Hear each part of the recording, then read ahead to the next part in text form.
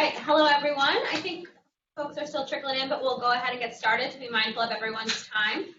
Thank you all for joining and welcome to Wharton Clubs Dialed In. This is Kelly Lowerson speaking, Senior Associate Director of Global Clubs. I will be your moderator for today. Also in the room with me is Rose Layden, Director Engagement and Programming, Julia Embody and Lauren Roberts, Associate Directors Global Clubs, Jane Parker, Associate Director Global Clubs and Online Engagement, and our Nation Builder expert. We have David Padula from IT, and then our two guest presenters, Shannon Connolly, Director of External Engagement, Wharton MBA Admissions and Financial Aid, and Steve Hamilton, Senior Associate Director of the Penn Alumni Interview Program. Patrick Bredehoff, who is the Director of the Penn Alumni Interview Program, was supposed to join us, but him and his wife are expecting a new baby any moment now, so Steve has offered to step in. This is the third installment in a relatively new series of biannual club leadership calls, which we have branded Wharton Clubs Dialed In. The goal of these calls is to help create a stronger community of club leaders to share updates and best practices. The notes and materials for the past two calls can be found on whartonofficers.com. The past topics were recruiting, motivating, and serving volunteers, and before that was event planning. This time, our call will focus on how clubs can help support the Wharton admissions process at the MBA and undergraduate levels. We're always looking for ideas for future calls, and we welcome your feedback for our next call, which will be this fall. So before we jump in, I have a few logistical notes. Again, if you're having any technical difficulties, please use the chat feature or email globalclubs@wharton.upenn.edu. You can also use the chat feature throughout the presentation to submit questions. For those connecting via computer, you should be able to see some slides. For those calling in, the slides really don't contain much content, so it shouldn't take anything away from the experience if you're unable to see them. We will also share them in the follow-up materials after the call. We will be recording this call and taking notes, which we will also share in the follow-up materials and will post publicly on Wharton Office. If you're somewhere with a lot of background noise, please mute your microphone. We will also be muting your mics during the presentations so we can keep things moving, but we'll have time allotted for Q&A, and then ongoing, please just use the chat function. All right, so our agenda.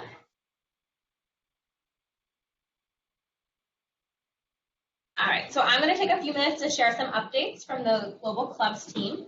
Then we'll do a brief roll call so everyone can know who was on the call and to get us start to think about how clubs currently work with admissions. Then we'll have Shannon present on the MBA admissions process with time for Q&A, followed by Steve on the Penn Alumni Interview Program. We'll have time for Q&A, and then we should have time at the end for general Q&A. Again, please use the chat feature throughout, and we'll make sure your questions are addressed. If we run out of time, we can certainly schedule another time to chat offline. All right, Wharton updates. So the summer is quickly approaching, which means POP is coming. For those of you who are new, POP stands for Pub Outside of Penn. Pub is a tradition for MBA students to meet for drinks every Thursday, and conveniently there's no class on Friday. The idea of POP is to continue this pub tradition throughout the summer. So MBA student leaders called POP City Captains are tasked with working with alumni clubs where they will be interning to plan at least one social event for students and alumni. To help facilitate this process, we will be connecting the city captains with their corresponding club president before the students leave campus for the summer. So if there is a city captain in your region, you'll be connected by your staff liaison to him or her on May 1st. Please keep in mind that unfortunately not every city will have a captain, but the good news is that also through POP, we send every club a data list of graduating students from the MBA, undergrad, and executive MBA programs, summer interns from the MBA program, and the incoming matriculated students from the MBA program. So although not every club will have a city captain, every club will get a new data list soon. So to recap, the intros to the city captains will be on May 1st, and then you will all get new data at the beginning of June. Next, our club survey. So all club presidents received our annual club survey back in February. Thank you to the 50 clubs who have completed it so far. This survey is completely revamped from previous year surveys, and we're focusing on valuable benchmarking data and the most common questions club leaders ask. So we will aggregate the results and share with the club network so you can see how you fit in and which clubs you should connect with to share best practices. Obviously, our data is only as good as our response rate, so we're really aiming for 100% participation, and we need your responses before May 4th. I think there might be a few clubs on the call that haven't completed it yet, I'm not going to call you out, but you know who you are, so please, please, please complete it. We really want to be able to share this valuable data with you. And we will also be doing a whole session on the survey results at our club leadership conference on June 13th. So while every club needs to complete it, it's especially important if you're planning on attending the conference. You really don't want to be the only club leader at the conference who we don't have data for. More about the Club Leadership Conference. This year we'll be hosting it in New York City instead of on campus the same day as the kickoff celebration of the New York Global Forum, June 13th. The location will be the Mandarin Oriental Hotel, which is also the same location as the forum. We already have 45 club leaders registered from 29 different clubs and 13 different countries. The special benefit for club leaders, each club is eligible for one free ticket to the forum for a club leader who attends the entire Club Leadership Conference. We're still working out the agenda, but sessions will include an overview of the recently launched More Than Ever Wharton campaign, which ties into the university's Power of Pen campaign and how clubs can help. With Vice Dean of External Affairs, Simon Lundquist. We'll do a session on the survey results. Dean Jeff Garrett will provide an update. We're doing ClubX Talks again this year, which are a big hit at our clubs conference last year. The idea is for clubs to share their most innovative ideas in a TED Talk style format. Wharton Professor Michael Platt, who has joint appointments in marketing, neuroscience, and psychology, will lead an interactive team building session on leadership. Of course, there'll be plenty of time for networking and mingling with your fellow club leaders, and then we'll all be able to join the Global Forum kickoff celebration at the Oculus in the evening. We look forward to seeing you in June, and we'll provide the link to register with more information in the follow-up materials. All right, so let's move into our roll call. So how this is going to work is I'm going to call on everyone one by one. I'm going to start with the folks who have dialed in with their computer because I can see your name. And then if there are any phone numbers, I'll just read out the first digits, or we can have those people join in. So when I call on you, I want you to share your name, the club you're with, your position within that club, and how you currently engage with admissions. Just keep your answers relatively short so we can really save time for a discussion and questions at the end. All right, so let's have Anne go first. Hi. Hi. Hi. So I'm Anne. I am a board member for the club in Atlanta. And for the past couple of years, I was on the panel that was the alumni panel. I did Wharton undergrad, so I've been on the alumni panel for interviewing undergraduate students. Great, thank you. Let's do Jordan from New York.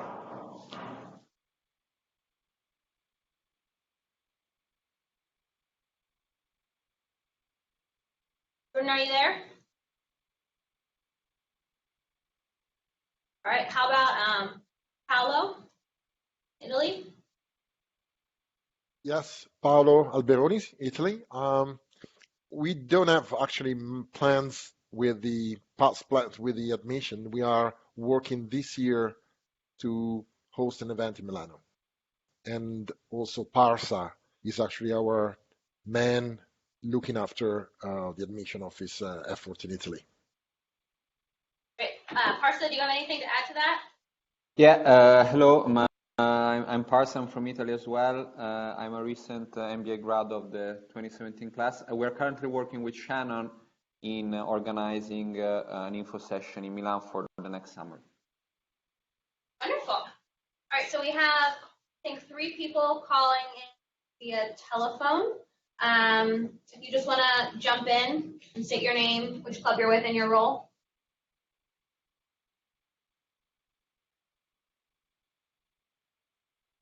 Lauren Sven. All right, I think I heard Lauren. Do you want to go first? Sure. Lauren Sven from Colorado. We don't have a lot of engagement with admissions. What we have done is included accepted MBA and accepted Wharton undergrad students in picnics and happy hours that we've had in the spring, summertime. Great. Who's the other person that was jumping in there?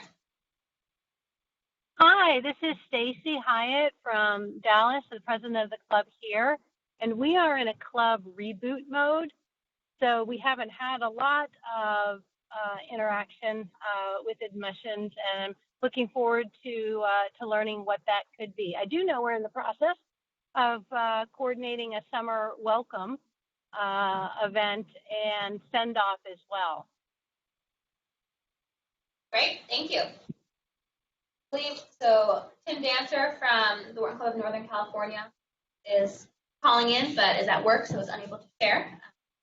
So just Tim and Jordan from the Wharton Club of New York. If there's anyone else, feel free to jump in now. Right. If not, we will kick things off to Shannon, who will talk about the MBA admissions process. Hi, everyone. Good morning / afternoon to all on the call. My name is Shannon Connolly. I work in the MBA admissions office. I've actually had the pleasure of working with a few of the folks on the line. And thank you very much to each of you for carving out some time today to join this call. Within the office of within the MBA admissions office, I'm the director of external engagement, which is a fancy way of saying that I wear a few different hats. But one of the hats that I wear, and probably actually my favorite one, that I liaise with alumni clubs and alums who get involved in the admissions process. I've been in this office for about 3 years, and prior to that, I was in the MBA career management office for about 7 years. So I have a pretty good sense of where folks go from an employment standpoint following their graduation from Wharton. I should also mention, too, that I work very closely with the admissions committee, but I do not sit on the admissions committee. That said, I have a pretty good sense of quite a few of the factors that go into some of these decisions. I'm happy to answer any and all of those questions. And if I can't, then we can certainly speak about it offline, and I can make sure to get you the information at a later date. I know prior to this call that quite a few of you noted some areas that you were interested in reviewing in this call. So hopefully I will do my best to get you some answers and begin to demystify a little bit about some of the aspects that go into the admissions process. All right, so without further ado, let me turn to the next slide, which hopefully I'll do my best to articulate for those who perhaps don't have the slides in front of them. And those who do, hopefully you're able to see everything, but you're looking at a snapshot of the class profile of the current first-year class. I know that quite a few of you indicated an interest in just knowing what is happening from the general admissions landscape. So I thought this slide actually might be able to walk you through a few of the things that we have seen on our side. With regard to application volume, that this past year for this current first-year group, we received just under 6,700 applications. That number is pretty consistent for the last few years. In a given year, it may go up or down 1 or 2 percentage points, but that adjustment is very slight. And that trend also is very in keeping with what our peer institutions are seeing as well. So that said, you take all these applications in with the goal of putting together a highly qualified, super fabulous class. So, and I know it's always important for alumni clubs to have a sense of how large the classes are now. In the 10 years that I've been at Wharton, the class size has ranged anywhere from 860 to 870 students. No surprise, current first-year class is 863. The reason for that fairly set number is it's actually a very practical one, which is our campus pretty much has run out of space. So we have no room to expand the class without possibly compromising the academic experience for the student. Now, if we shift a little bit and start thinking about geography and diversity and sort of that aspect of what begins to make up the MBA class here, Wharton remains a very diverse, very global place, and I think that's a key reason of why we're able to attract such talented applicants. In a given year, about 1/3 of the class hails from outside the United States.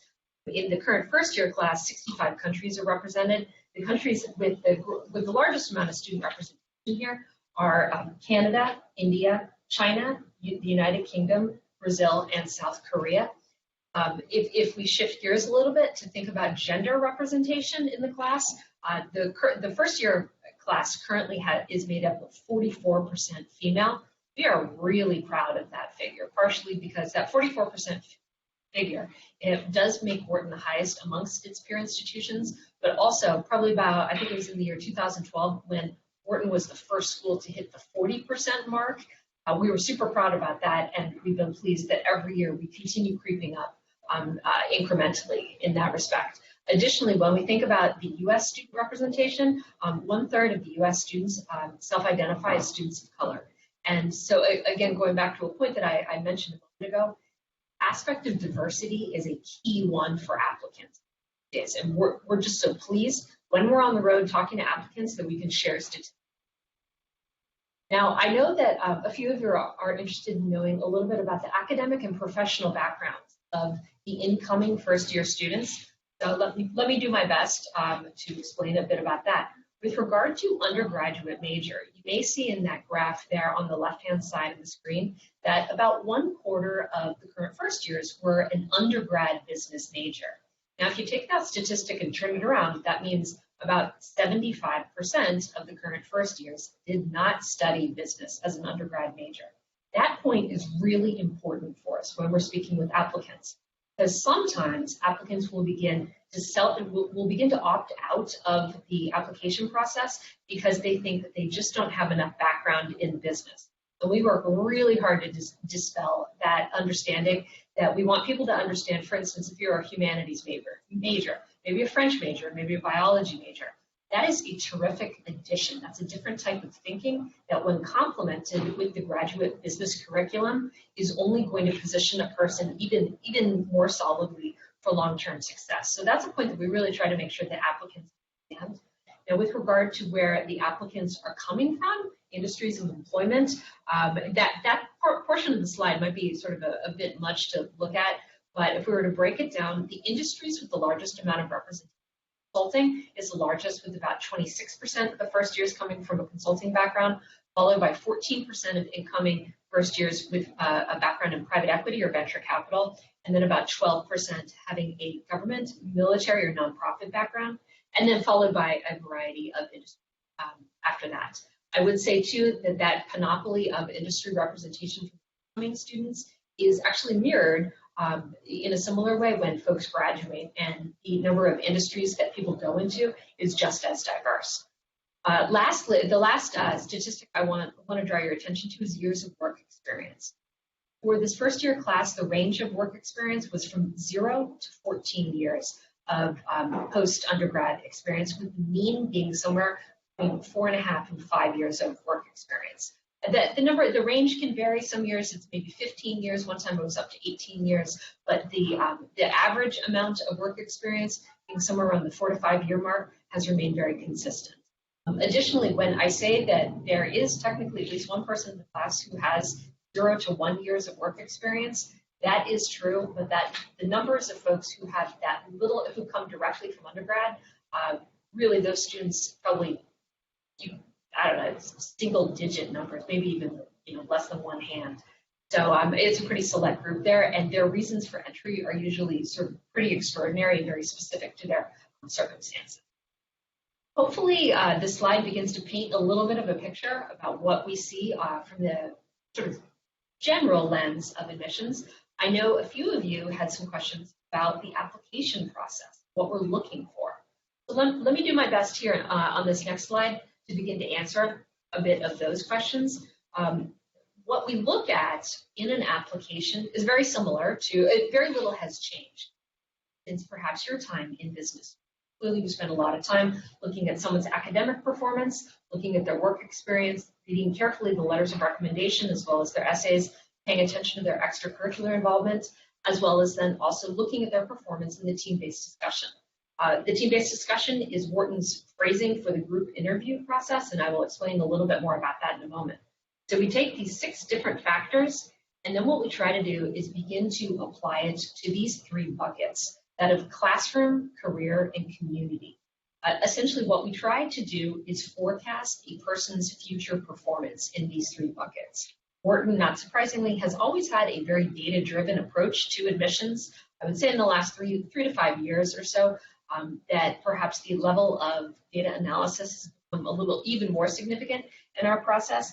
But that said, we have learned that these three buckets are very helpful for us in trying to make a guess of the larger contributions that we think an individual applicant will make to these three areas. So I made a reference a moment ago to the team-based discussion. And that is something that differentiates Wharton in the admissions process from our peer institution. And really what it is, it's a group interview. It's a group of about 5 to 6 candidates meeting in a single room. The meetings can take place here on campus in Philadelphia or in about 8 or 9 hub cities around the world for us. And the purpose is to evaluate the applicant's ability to collaborate and participate on teams. Part of it is because teamwork is so important for any MBA, but I think at Wharton, the level of teamwork might be even a little bit higher. It is said that the average Wharton student will participate in somewhere between 17 and 22 teams during their 2-year period at Wharton. So it's helpful for us to be able to see what the person might be like in a more realistic group situation. It starts off with the candidates are told about a week beforehand what their prompted question is going to be. And you can see on that slide there an example of last year's prompt in which we asked candidates to make a recommendation for a new global modular course that we could use to teach global business practices. The total length of discussion of the team-based discussion is actually shorter than people think. It's really only about 35 minutes or so. And there is always 1 to 2 trained facilitators in the room who are observing and looking for some very specific behavior because we have found that that is very helpful, and we can build that into some of those 3 buckets I made reference to. I've sat in through many team-based discussions. Of course, some are a little more interesting than others, but generally I think it's a very good exercise at watching how what contributions the individual might make to a group situation. Now, I know prior to this call that quite a few of you said, how can our alumni club help MBA admissions? And before I answer that part of the question, I thought it might be helpful if I do a quick review of our application cycle. Right now within our office, we have 3 rounds of evaluations. Round 1 and round 2 are hands down our absolute largest rounds. Those are also the rounds where there is no difference in the rate of acceptance. So we freely tell applicants apply round 1, round 2, it doesn't matter. However, we cannot say the same about round 3. Round 3 is admittedly much smaller. The selection criteria has certainly been elevated by that point because the bulk of the class has already been selected. But I include this on here just so you have a sense of when we sort of begin to take action and when we're paying attention to different parts of the process. In each of these 3 rounds, of course, there's going to be the application deadline, followed by about 6 weeks later, the team-based discussion, followed by then the acceptance announcements, and then followed by the yield period. Just to give you a sense of where we are in the last week of April, we are in the midst of actively working to yield the admitted students from round 2. So it's been we just had a spring welcome weekend on campus, and we are finishing up with a handful of receptions for admitted students this week and early next week. So it's definitely been a busy time, but a very exciting one. So now we begin to turn a little bit to where alumni club involvement can begin to take place. And you start seeing some of these good-looking animations here coming up on this slide.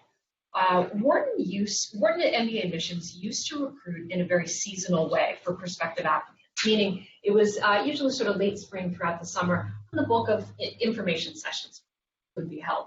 Over the last probably 5 years or so, the office has moved to more of a year-round recruiting approach. And part of it is just because we understand that the span of research time for the average applicant has lengthened. It used to be somewhere between perhaps maybe 3 to 6 months before an application deadline that someone would want to attend these types of events. But we started to learn that applicants will begin to research somewhere between 12 and 18 months before they begin to apply. But so anyway, that said, how is it actionable for the audience here today? Alumni are welcome to attend any of our information sessions. Certainly, some parts of certain months are going to be a little bit more active than others, but we hold these events year-round. Alumni attendance is incredibly welcome at these events. That said, when we begin to look at some of the sort of the more concentrated activity from the different rounds, for round 1, you can see that in mid-November, that's when we begin holding team-based discussions. Each one of those team-based discussions in our global hub cities will be followed by a reception for the candidates, and we then partner with the local alumni club. We welcome alumni presence to these events as much as possible.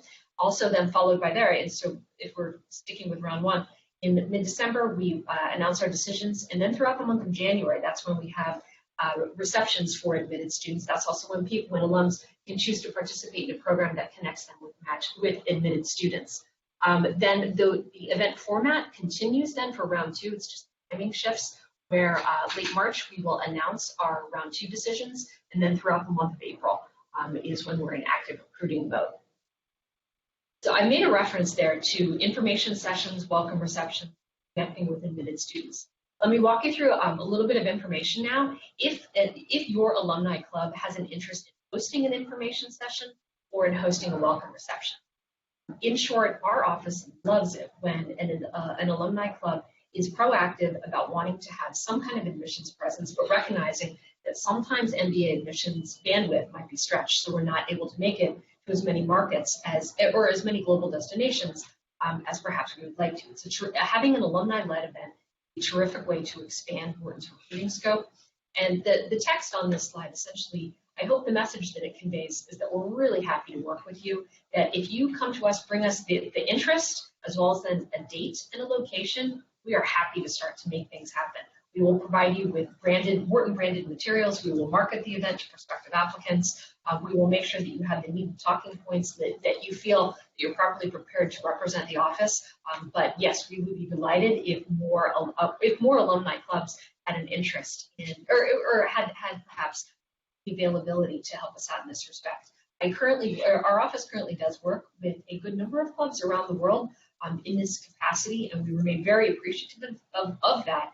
And we're always, not surprisingly, looking to expand our scope with more alumni-led events. Now, a third idea that I wanted to make sure to pass along today was if anyone, and this is more of an individual thing, less about the club, but these sort of go hand in hand, that if there was an interest in connecting with an admitted student, you may find of interest a program that we started this year called the Wharton Admissions Yield Program, which we just internally refer to as the WAY program. And the goal of the WAY program is to increase the likelihood of an admitted MBA student accepting Wharton's offer of admission.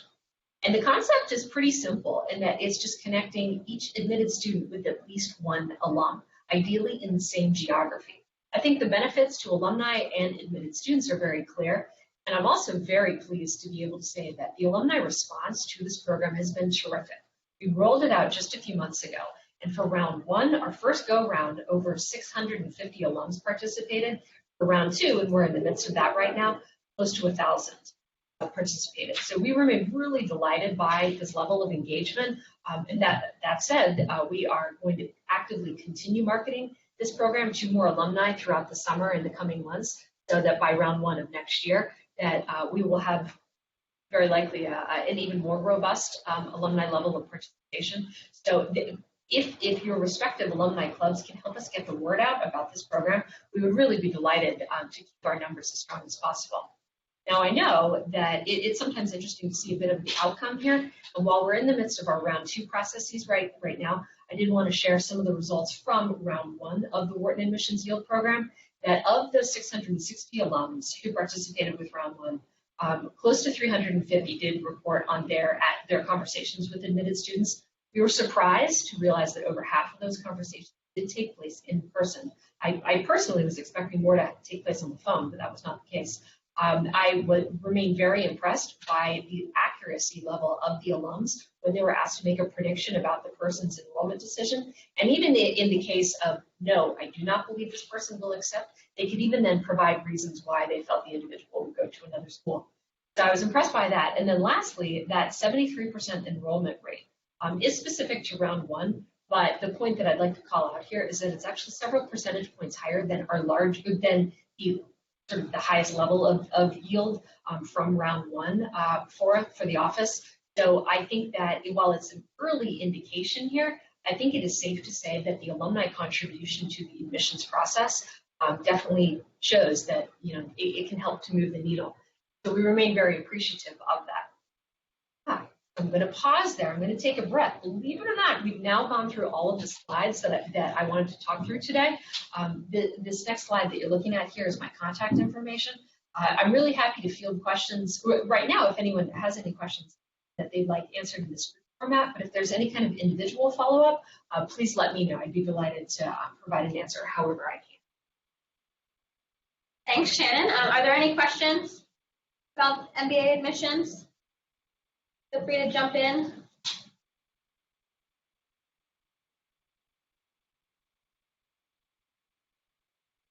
Yeah, this is Parsa from Italy. Hi, Parsa. Can you hear me? Yeah, good. So I actually have a couple of questions related to the last let's say form of collaboration that you presented. So the way admission yield, let's say. So I have enrolled in the program, so both in round 1 and round 2 this year, and I've been assigned. I'm from Italy. I'm Italian, based in Italy, and everything. And I was assigned to students from other geographies and not Italian. So I'm sure that there must have been some Italian student admits, at least I hope, this year. I wonder why I've not been assigned to him or her, and maybe the reason may be that even if they're Italian, they're not based in Italy, so is actually the geography and not the nationality what is leading the association. So this is my first question. Okay. And then the second question would be: is there any other form through which we can follow up with students during the admission process, both before submitting the application and also afterwards once they have received the offer, like having a lunch with them or any other kind of follow-up to really convince them that working is the best? I love the enthusiasm, Parsa, and I certainly agree with you on all of those fronts. The first part of the question, that of the geographic matching of the admitted student and the alum, we are, and thank you very much too for participating in the program, because I do think it makes a difference in the grand scheme. We are in the fortunate position of the alumni level of participation has been higher than our admitted student size. So as a result, and like in the case of Italy, I can tell you we have more Italian alums looking to volunteer for the program than we will have admitted students within Italy. So I do think as the program expands, it is going to be important for us to continue messaging that it is like, while we certainly will try to make a geographic connection possible as much as we can, we have come to realize that rather than connecting all of the large numbers of Italian alums with perhaps a smaller size of Italian admitted students, that is probably a better use of resources to match them perhaps in other parts of Europe or even other parts of the world. And I can tell you in our separate kind of polling of admitted students, this is going over very well on the admitted student side, because the reason why is it is reinforcing how global Wharton's alumni network is. So I understand from the alum side of things why it might seem sort of a little unusual if perhaps you're based in Italy and maybe you're matched to someone in a very different time zone or even maybe across the world. So, I mean, it's something that I'm very mindful of, and we'll never have it perfect, but we're getting better. And I am happy to say that with our round 2 matches, so the ones that you received recently, that 90% of the matches were made between alums and admits in the same country. So it is possible that your specific match was in that sort of 10% minority when I wasn't able to connect you directly to someone in Italy. Now, the second part of your question about additional ways to connect, one thing that is very helpful, I think, is when and it kind of depends club by club. Perhaps Kelly might be able to expand on this a little bit more, but once my office releases its round 1 and round 2 decisions, we then send to a very healthy number of clubs the sort of location-specific list of admitted students, and we encourage the alumni clubs to somehow connect with them.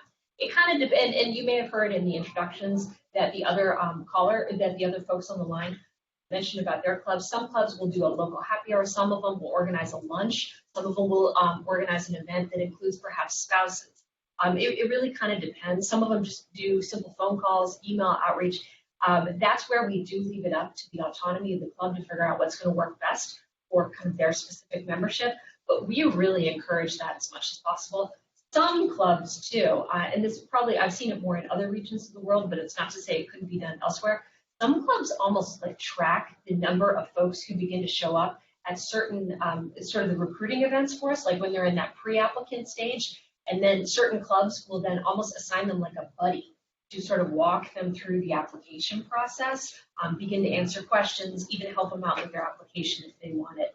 Again, this is where I have to be sort of mindful of the level of engagement, the membership size of an individual club, because I know what's going to work for one club may not transfer neatly over to another. But I mean, that said, our office remains super excited, very enthusiastic whenever a club is able to coordinate something that can ultimately help to encourage these admitted students to accept Wharton's offer of enrollment, and then just as importantly, once they enroll, to keep them feeling like they're in the loop before they actually arrive on campus. I think that really goes a long way.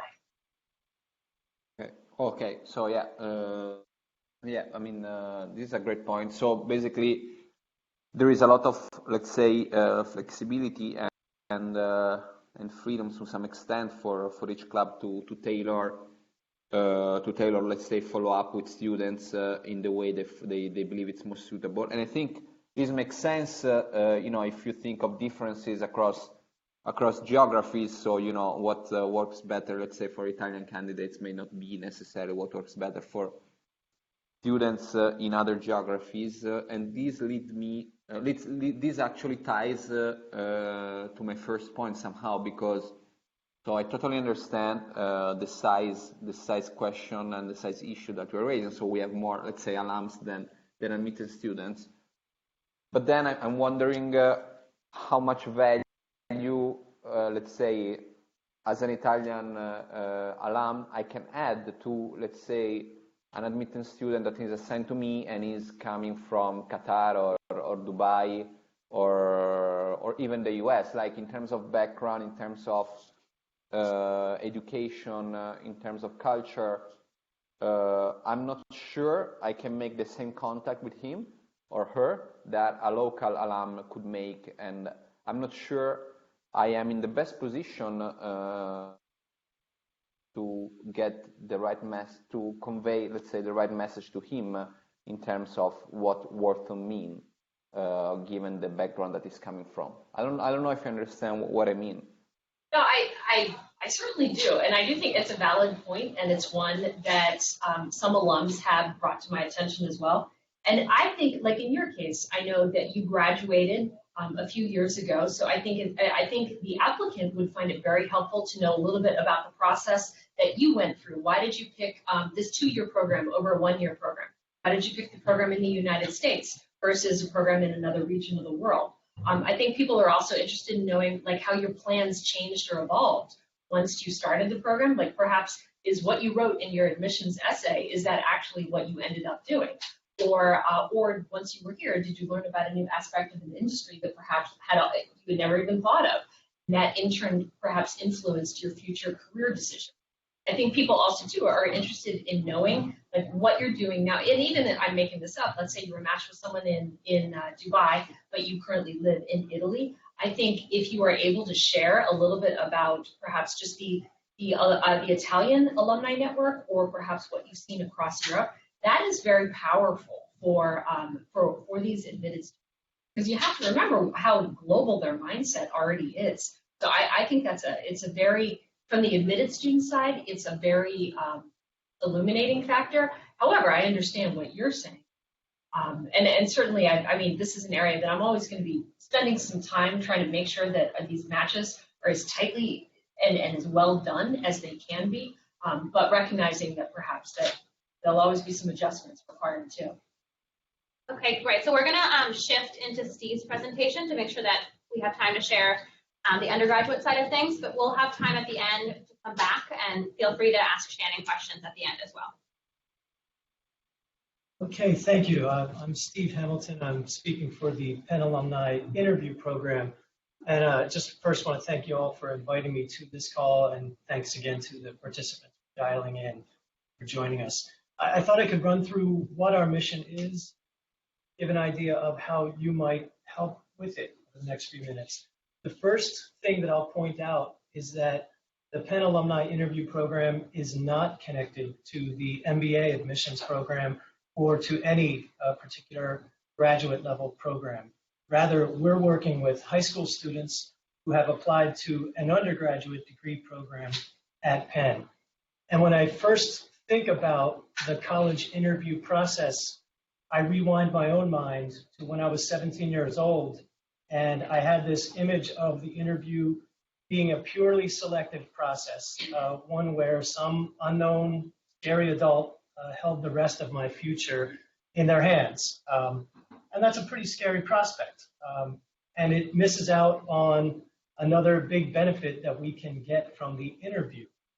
We truly, in the interviews that we conduct, we truly want them to be two-way conversations between an alumnus speaking about Penn and the student who's speaking about themselves and their own interest.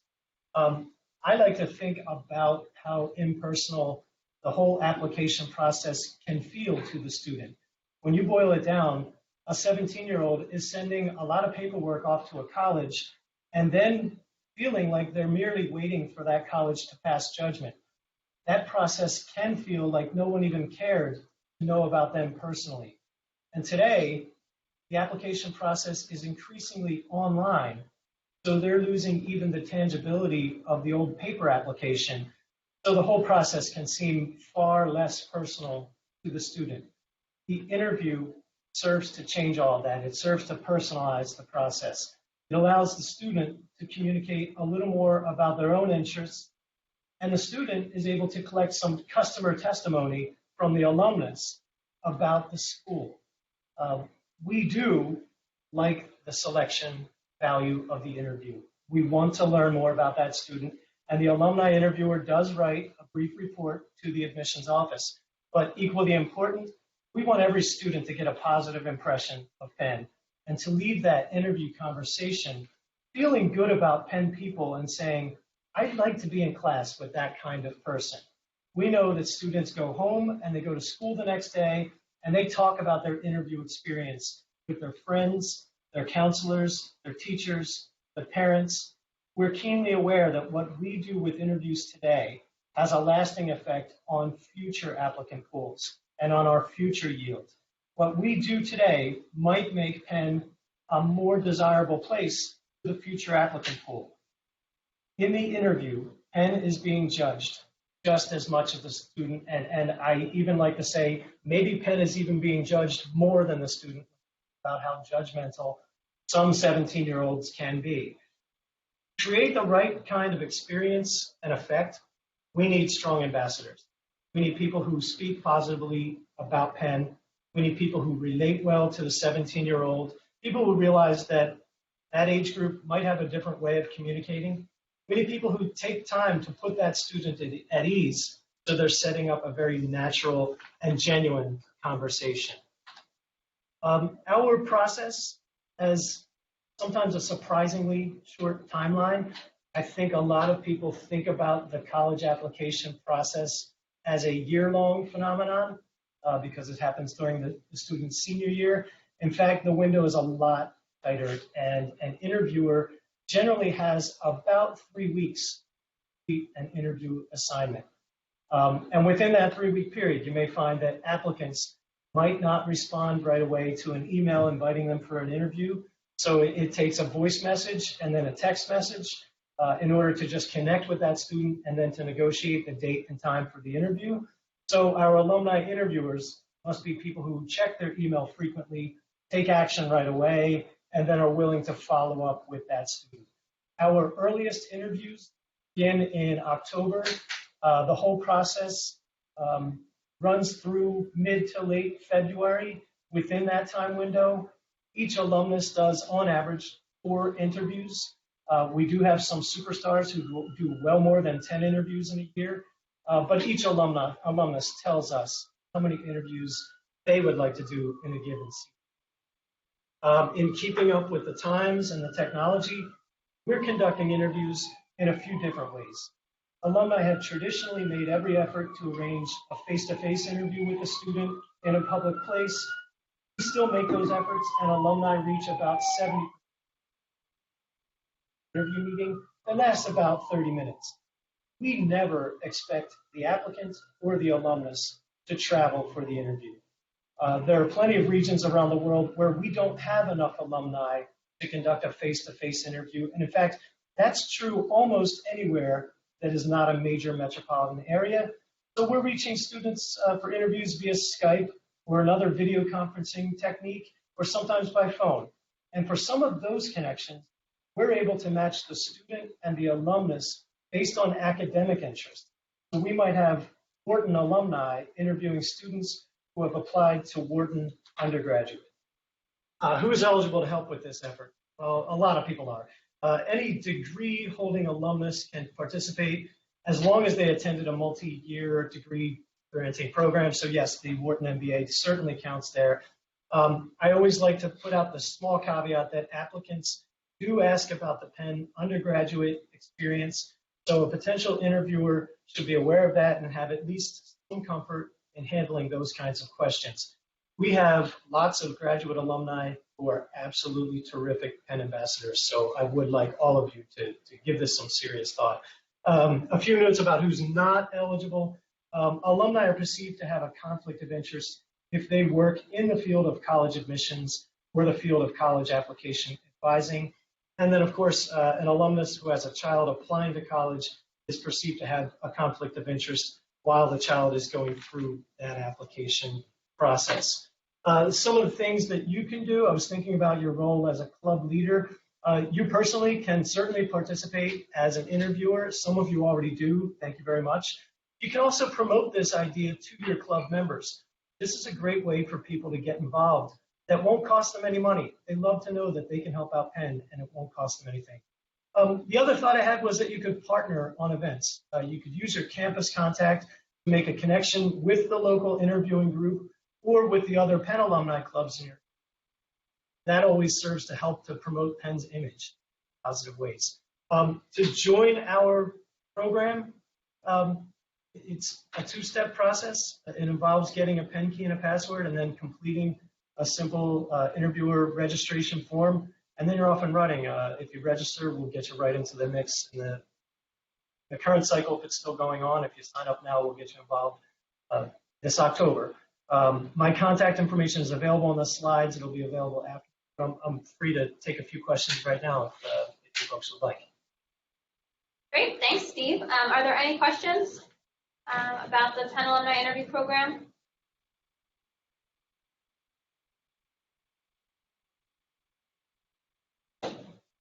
Also open it up to general questions. We can go back to questions for Shannon.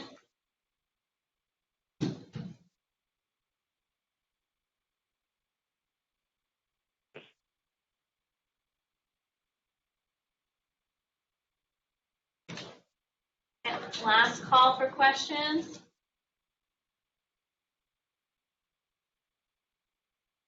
All right, well, if there are no questions, we'll be providing the recording of the call and notes, any follow-up materials in an email either end of this week or beginning of next week. Of course, there are always opportunities to continue the conversations with either Shannon or Steve. We look forward to forging more partnerships between our alumni clubs and admissions. All right, thanks, everyone. Thank you. Thank you.